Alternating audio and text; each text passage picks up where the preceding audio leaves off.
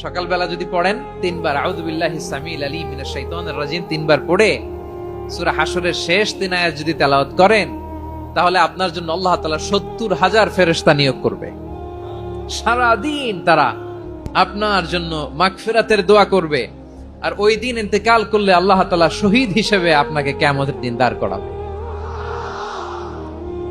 আবার সন্ধ্যাবেলায় যদি পড়েন, সারা রাতের জন্য 70,000 ফেরেশতা মাগফিরাতের দোয়া করবে। ওই রাতে মারা গেলে শাহাদাতের মৃত্যু নসিব হয়ে যাবে। আযকারুস সাবাহি ওয়াল মাসা, সকাল সন্ধ্যার যে জিকির, এই জিকিরের অন্তর্ভুক্ত করে নেবেন এই ওয়াজিফাটা। যে হাদিসটা বর্ণনা করলাম সুনানে তিরমিজির হাদিস, যদিও হাদিসটা সনদের দিক থেকে দাঈফ, কিন্তু মুহাদ্দিসিনে ইকরাম বলেছেন যেহেতু এটা ফাজাইলুল আমালের হাদিস, এটা পড়ার ক্ষেত্রে কোনো নিষেধাজ্ঞা নাই, এটা পড়া যাবে। সো সকাল সন্ধ্যা যদি সুযোগ হয় এই ওয়াজিফাটা যেন আমরা পড়ি।